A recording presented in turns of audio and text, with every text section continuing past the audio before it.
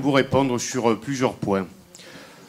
Doubler les effectifs de police municipale, franchement, ça ne serait pas raisonnable. Je les ai augmentés selon les modalités que j'ai promises, ce qui permettra d'avoir à terme, parce que les choses sont assez compliquées, on ne forme pas des policiers municipaux comme ça, mais à terme, nous tendons vers 2 patrouilles le jour. Voilà.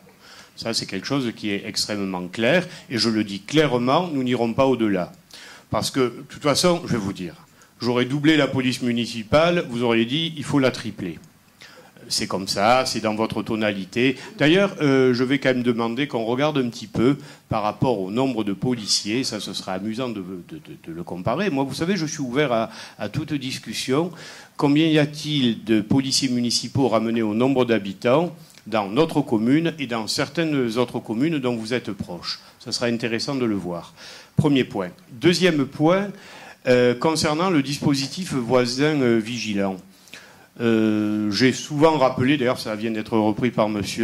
Amaro, le fait que ce dispositif n'était pas une panacée et qu'en aucun cas c'était le fait de créer des milices. Quand vous dites si on cambriole ma maison, j'appelle la police, bien évidemment.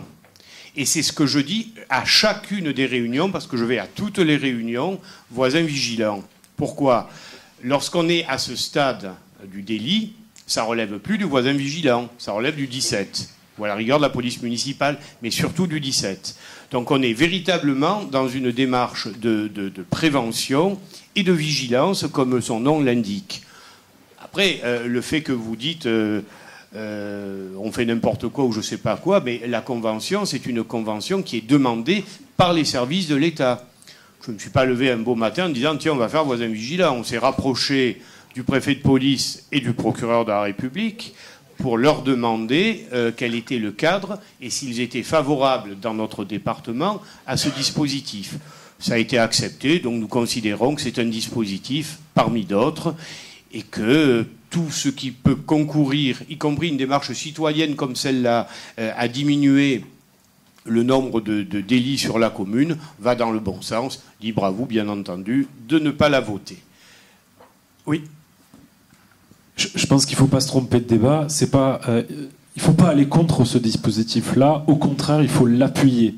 En revanche, il faut aussi appuyer le fait que quand on a la volonté politique d'augmenter la présence de la police municipale dans une ville, on peut le faire. Avec un budget de fonctionnement aussi haut que ce que l'on a sur la commune des Pays de Mirabeau, si on a la volonté politique d'augmenter la présence de la police municipale drastiquement, on peut le faire. Faire du x2, c'est faisable. Et effectivement, sur le point, si l'on regarde ce qui se passe au Pays de Mirabeau, le nombre de cambriolages à la Gavotte ne cesse d'exploser ces derniers mois. Ce qui s'est passé il y a 10 jours à la Gavotte, une femme se fait cambrioler à 21h. Elle est chez elle. Oui, je l'ai appelée. 2 personnes tentent de rentrer dans son logement. Elle hurle, les personnes s'en vont. Il est 21h30.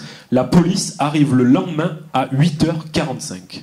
Voilà, ça c'est ce qui se passe au Pays de Mirabeau. Le dispositif voisin vigilant permettrait justement, dans ce cas-là, de pouvoir créer une cohésion au sein de la population et éviter que les milices se mettent en place, parce que effectivement aujourd'hui ce qui se passe, c'est que la population s'autodéfend. Il ne faut pas se leurrer. Ça, c'est le premier point. Et le deuxième point, concernant la mise en place d'une police municipale plus élevée sur la commune, éviterait qu'une personne attende 12 heures pour voir arriver des forces de police chez elle.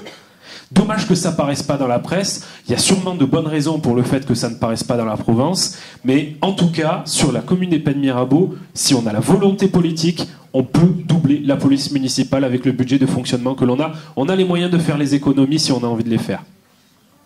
C'est effectivement un choix. Moi, actuellement, je dis, on ne peut pas doubler les effectifs de police municipale. Puis si vous voulez me le faire redire, je n'ai pas cette volonté politique-là.